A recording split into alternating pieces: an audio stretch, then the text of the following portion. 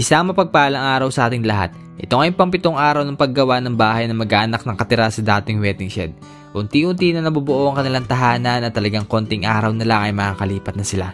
Sa ngayon nga ipagpapatuloy ang paglalagay ng dingding habang ginagawa naman Tate Rene ang paglalagay ng pilar.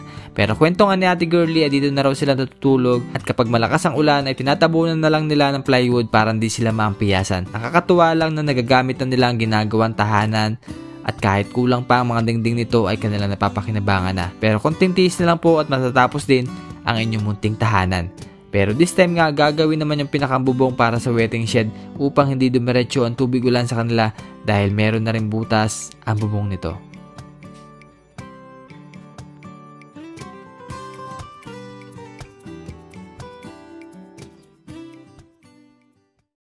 So good morning mga kabayan.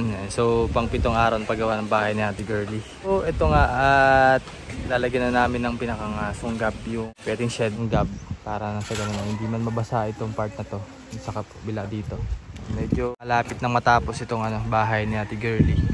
So nililinis din ni anak ni Ate Girlie yung harapan ng bahay nila.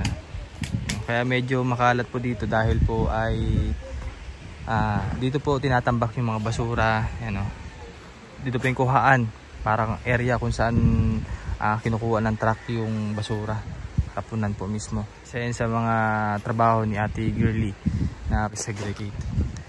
So, naalagyan na rin namin yung mga ibang dingding. Yan. So ito na lang kulang, yun na lang dalawa. Isa na lang pala. Ay dalawa pala, 1, 2. Tapos bintana. Tapos yung mga ganitong maliliit na kulang na lang. So baka siguro mamaya malagyan na rin ito ng sahig. Natutulugan na nila ito ngayong araw. Siguro ng karang araw pa dito na sila tutulog. Nalagyan na rin pala ng ilaw. Ganito po yung design niya sa taas. Para hindi lang pumasok dito yung ulan. Kahapon sobrang lakas ang ulan sa loob, basta itong loob. May subas ko na naman kahapon. Para di man dito dumiretso yung tubig. Doon na didiretso sa kabila.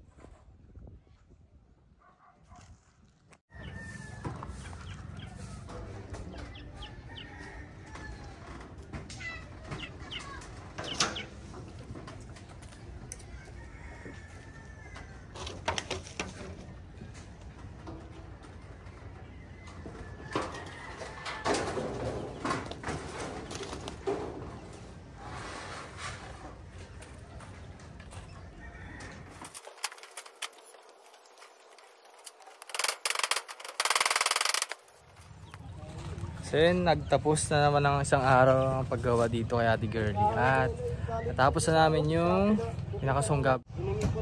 So okay na at nalagyan na rin ang palupo ni Tate Rene. At yan, hanggang dulo. Para hindi man mumpiyas yung ulan. So safe na yung pinakang gilid dito. Siguro ito okay na siguro to kahit na hindi man lagyan. Walang problema, hindi na siya mapasukan ng tubig. At yun. So yung ito na lang side na wala pang plywood.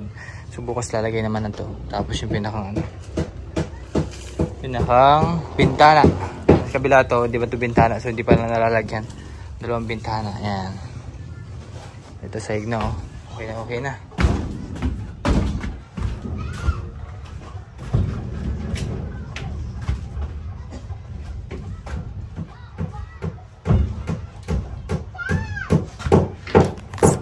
Bye. Wala nang ibo. Ganda na magtambay dito. Lakas ang hangin dito.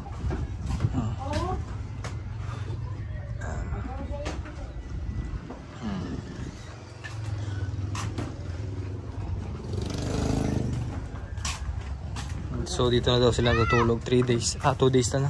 2 araw na sila dito natutulog. Ayan. At kanina nga yung naglilinis yung anak ni Ate Girlie dito. Malinis yung paligid oh. Naglilinis. Ilang sako na kaya atin na ano niya? Nalikom. Ilang sako na? Aba, marami na. Marami na? Ang linis na. Ganda na tingnan ng paligid mo. Bukas pa. Alinisa pa. Kaya nga. Maganda tingnan pag yung ganyan ay, no? Oo. Para Malinis na yan. sakali mag-ribbon cutting eh, no? Malinis ang paligid. Bawal na magtambak yan. So, konting touch na lang yung paligid. Nasaan na yung lapuan ko? Ay, dito. So, dito sila nagluluto pansamantala. Yan. Ito yung gamit nila.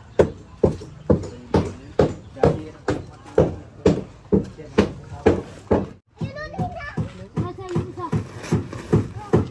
Alin yung isa na? Nakailang sako ka na? Marami-rami na po. Parang 10 po rin. Puro basura dito? Nakuha? So tambak na naman yung basura dito sa harapan ni Ate Girlie. Bukas daw kukunin daw yan. At dadali sa pinakang area kung saan tinatapon. So, saan tinatapon yung basura dito? Ha? Saan tinatapon? Nakuha ng truck. Natala sa bundok. Sa bundok? Ganun, papuntang Hindi ba dun sa St. Clanay? Manipol. Oo. Doon pa rin diba? Dati? Doon pa rin? Dati pa rin. Badalo lang. Kay Mayor Hernandez. Sa taas-taas lang. Then, bundukan talaga? Bundok pa rin.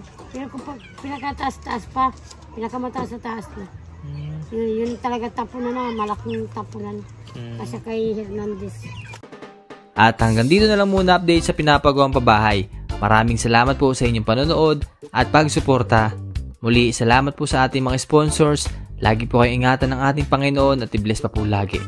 Upang mas marami pong mabiyayaan ng pag-asa. Maraming salamat po.